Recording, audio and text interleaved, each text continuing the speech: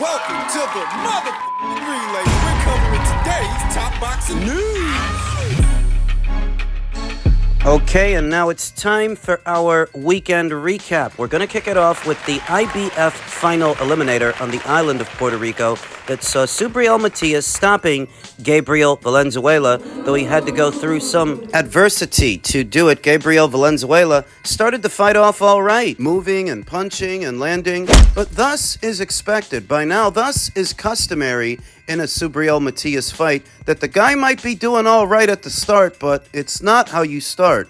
It's how you finish. In the second round, Subriel Matias comes alive the way he normally does. 1 or 2 rounds into a fight, starts trying for a lot of punches, landing a lot of punches. He's a mid-range to inside guy. That's his sweet spot, and his best punches are his bent arm punches. Those are his hooks. Those are his uppercuts, damaging. And in real time, they may not seem like much while he's connecting, but he does a lot of damage. Valenzuela showed a good chin, a lot of heart and fighting spirit because he kept punching, kept fighting, even after a grotesque cut opens right over his right eye. Ouch. On the eyelid, the worst possible place for a cut, because every time you blink, you're going to feel the sting from that cut. Still hanging tough as Subriel Matias was coming on and throwing punches, landing punches, closing the distance. Gabriel Valenzuela hanging tough and trying his best to give as good as he got. Outlasted, outfought by Subriel Matias, beaten down. He's not a terribly technical fighter, Subriel Matias. He's a pressure guy, so what you see is what you get. And you can either endure the pressure, keep up and keep on,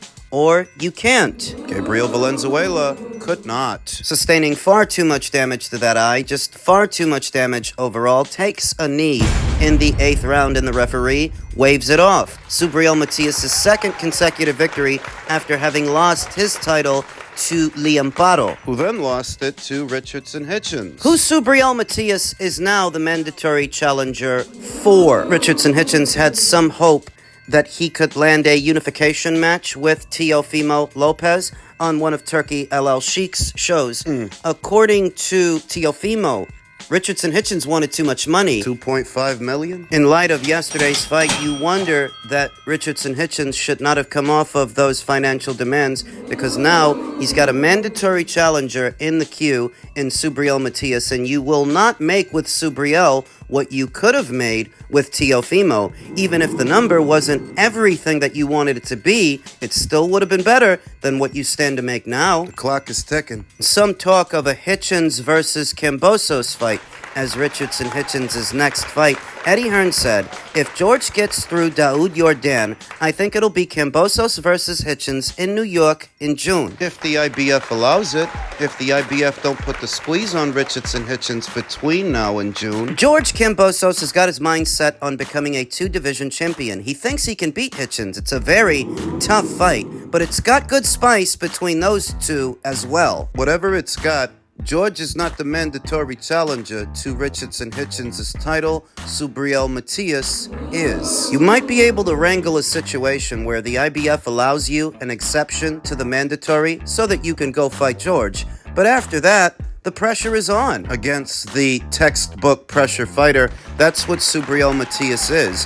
What you see is what you get. There are not a lot of bells and whistles there, and not a lot of subtleties, but a whole lot of pressure and a whole lot of power that I think Hitchens knows that stylistically, that's not a good fight for him. He's always known that. The same exact problems that Gustavo Lemos gave Richardson Hitchens are the same problems Subriel Matias would give him, except Subriel is much bigger and punches harder, more damaging. So if the goal is to do a George Cambosos fight over the summer months, after that, you still have the fall. You still have the winter. You still have the IBF that are going to pressure Richardson Hitchens to fight this guy or get out of Dodge. The prediction stuck because I had Subriel Matias knocking out Gabriel Valenzuela. I had him winning the fight, and he did. I think he's on course to become a 2-time IBF super lightweight champion, because I don't think Richardson Hitchens is going to fight him. When push comes to shove, I think he'll drop the red belt and move up to welter. Congratulations to Subriel. Over to the fight, the main event that has everybody talking. The Gervonta Davis versus Lamont Roach WBA title fight that did not go according to plan. according to script. As I often say, Gervonta Davis's career seems almost scripted to me. The opponents carefully selected so that the outcomes are tantamount to being preordained. I want to preface everything I'm about to say with this. What? After yesterday's fight, Lamont Roach didn't all of a sudden become some different fighter to me, someone different than what he was going in. And what he was going in was a guy who lost a comprehensive decision to Jamel Herring. A 130-pound fighter with no prior experience in the lightweight division. A 130-pound fighter who's not even known as the hardest puncher at 130 pounds, or even the consensus number one 130-pounder. He wasn't. He was not those things going into this weekend's fight, and he is not those things now just because he did better than everyone expected. So let's just get that out of the way, that Lamont Roach doesn't suddenly become this and that because Gervonta couldn't stay in character, because he didn't live up to your expectations. This has more to do with Gervonta And less to do with Lamont, who was anywhere in between a 15 to 20 to 1 underdog going into this fight that by all rights, Gervonta, if he is who people say he is, he should be able to stop this guy. He should be able to beat him because Jamel Herring beat him. So don't waste my time with your revisionist version of history. Let's talk about what we saw. At the start, you see that the guys are feeling each other out, not quite ready to commit to a power shot. Gervonta Davis is moving around, waiting for an opening. Lamont Roach is closing the distance, being careful. They were respecting each other in the early goings of this fight, as is customary in a Gervonta Davis fight. He's not a fast starter, And he's not a prolific puncher in a round and throughout a fight. He's not an output guy, and he's not particularly busy. So a lot of what you saw in the first half was just Gervonta Davis moving around, trying for punches, and respecting Lamont whenever he tried for his. what I view as a red flag, because if you're a tank, why do you have to backpedal so much against the guy you brought up from 130? And I reiterate, Lamont Roach is not known as a devastating puncher at his own weight, let alone Gervonta's. That you should have to move around this much with a nickname like Tank? So he's moving around, filling a guy out, waiting for an opening that doesn't come. And that's in the first half. Things liven up in the second. You can chalk that up to Lamont Roach's situational awareness and defensive prowess because he was very much switched on. Matching Gervonta Davis's speed with speed of his own, catching punches, slipping, Rolling with the punches and countering in kind in the pocket. What's supposed to be Gervonta Davis's sweet spot, I saw much better boxing from Lamont within close quarters than what I saw from Gervonta. Second half of the fight, there were a lot more exchanges between the two combatants, and I'm seeing that Lamont Roach is winning these exchanges when they're trading. He's getting in with punches with some regularity. He's marking up Gervonta Davis's face. And Gervonta is unable to have it all his way against what was a 20-1 underdog. Please don't lose sight of that. The fight progresses, and I see Lamont Roach land a counter right hand as Gervonta Davis was closing in that backs him off, staggers him. This is a 20-1 underdog. Gervonta Davis's legs are unsteady, trying to regain his footing. This is a 20-1 underdog doing this. To what's supposed to be a tank. Yeah, right. Gervonta Davis tries for a backhand, which for him is his left hand since he's a southpaw. Roach slips it, counters with his right, wobbles him. It's not supposed to be happening to a tank. And what turned out to be the most controversial moment in the fight, Lamont Roach gets off something like 2 or 3 punches. Gervonta Davis backs off, takes a knee. Referee Steve Willis starts to count. Gervonta hurriedly runs to his corner, gets his face wiped off. Steve Willis, for whatever reason, doesn't penalize him for it, doesn't call him on it, that by all accounts in real time, that's a knockdown. You make a decision to take a knee. That's a knockdown. Gervonta Davis later explained that he ran to his corner so that they could wipe the grease off of his eye. Are you joking? There's not supposed to be no breaks in the action. When the blood was streaming down Tim Kazoo's face, at any point, did you see him run to his corner in the middle of the round so that they could wipe him down and wipe it off? No, because there's not supposed to be no breaks in the action. You got guys fighting with hand injuries and fractured orbital bones trying to power through the round. You've got guys that are reduced to a bloody mess like Badu Jack, In a Marcus Brown fight. Tim Zoo, In a Sebastian Fundora fight. Gervonta Davis shouldn't be allowed to run to his corner to get his face wiped down because a little bit of hairspray, a hair gel, or whatever it was, got into his eye. but he was. And because it wasn't ruled a knockdown, this is viewed as the singular moment that costed Lamont Roach the victory. If the fight was scored a draw without that being scored a knockdown, with it being scored a knockdown, Lamont would have won by 1 point. 10-8 rounds. Steve Willis costed Lamont Roach the victory, and I believe that the New York State Athletic Commission needs to bring him up for review. You're supposed to be able to react to this stuff in real time, so this is either a case of incompetence or corruption, where neither would surprise me. Gervonta Davis's fights are not fights at all. That's what you're seeing. That he can go as far as taking a knee, but they won't rule it a knockdown. He can go as far as losing a decision, but they'll call it a draw. These are not fights. This is not boxing. This is a sitcom, tantamount to a practical joke being played on anybody who paid to be there or paid to see it at home. You think you're watching a sport. You're not. You're watching is the collective smoke, mirrors, and chicanery to propagate this idea. That's what Gervonta is. He's more of an idea than a pugilist. He's more of a concept. More than a boxer, than a fighter. Lamont Roach was never gonna leave New York City with a decision win. We knew that going in, at least I did, but I thought enough of Gervonta that maybe he can take the guy out. I mean, he is a 130-pounder. He's already lost to Jamel Herring. If you're half the fighter they say you are, then you should be able to get it done, and he didn't. 7-5 Lamont Roach. That's how I saw it. 7-5 to a draw without the knockdown. But if Steve Willis would have done his job, he would have won it by more than that. And that's what everybody's saying on Sunday morning. It was a robbery. Do you know that I almost don't want to cover this fight and I don't want to talk about this guy anymore? Because when I do, I don't feel like I'm talking about boxing or boxing matches. This is more of a case study in gaslighting than anything else. They keep telling the whole world that this guy is the best in show at 135 so that when he fights a 20-1 underdog, this shit is what we end up with. I'm not sure, bro. I'm definitely not sure, but hopefully we could get it before. Nah, it probably won't be this year. Is that the one you want next? It's definitely the one I want next, but it's not gonna be next. What is?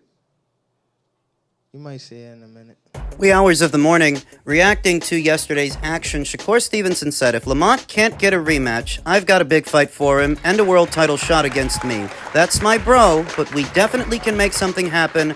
Good shit, Lamont. Gervonta Davis has made it clear that his next fight and his next opponent is already lined up. It's not going to be an immediate rematch with Lamont Roach, which creates the opportunity for Shakur to step in and show him how it's done. Because I'm sorry, Lamont... I still think Lamont Roach is who he was before he fought Gervonta Davis. Afterwards, the only thing that happened was you guys got a rude awakening about who Gervonta Davis really is. Lamont didn't change. Your perception of Gervonta is what should have. But because you don't want it to, now you're gonna elevate Lamont Roach to all of these great heights and great lengths, so that if and when he fights Shakur, I promise you, Shakur beats him and makes it look easy, just like Jamel Herring did. To that, sports commentator Demetria Obalor said people saying because Herring beat Roach and Shakur beat Herring, Shakur would beat Tank? Slow your roll. I think Shakur beats them both, actually. Frazier beat Ali in the fight of the century, then Foreman destroyed Frazier but couldn't beat Ali. Demetria, which one of these guys is Gervonta supposed to be? A plus B doesn't equal C, but C stand for casuals who don't understand the styles.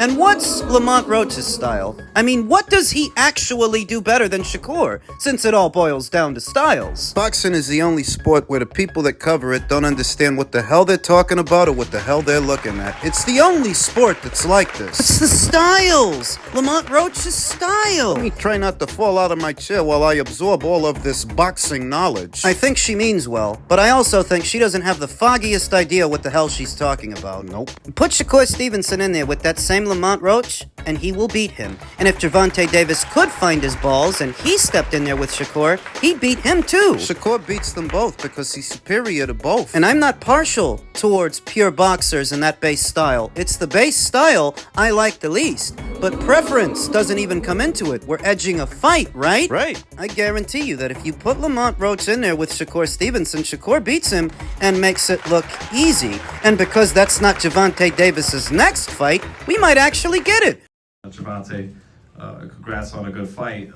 You originally were gonna call somebody out, you said, after the fight, but since the draw happened, it looks like Lamont Roach rematch is what's on the horizon. But who were you gonna call out? What was the plan originally? I think he was here. He came in my locker room. Shakur Stevenson? He wasn't in my locker room. Jake Paul?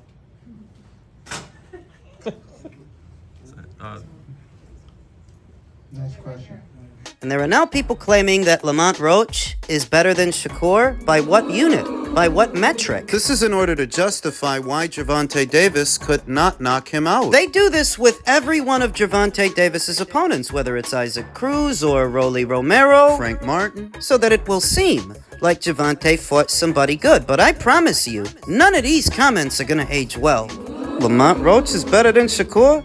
Let's put that to the test. I can almost guarantee you that Shakur Stevenson will beat him and make it look easy, and afterwards there will be no discussions, no debates as to who really won. I promise. Then we'll see who's better than who. Now for the million-dollar question. If Gervonta Davis is not going into an immediate rematch with Lamont Roach, if his next opponent has already been chosen, it's already been decided, who could he have been talking about? It's not Shakur, and it's not Lamont. He said his next opponent was in attendance. He said his next opponent entered into his dressing room. And it just so happens that Jake Paul was in attendance for his fight.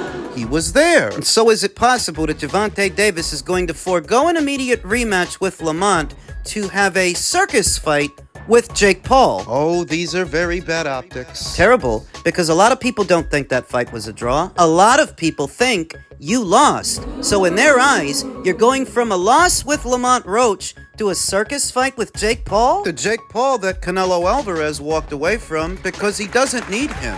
He doesn't need him to get it a big bag. He doesn't. But you might. Because I don't think yesterday's pay-per-view sold all that much. No, you probably did a good gate like you usually do a good gate, but at the box office, I don't think this thing generated anything.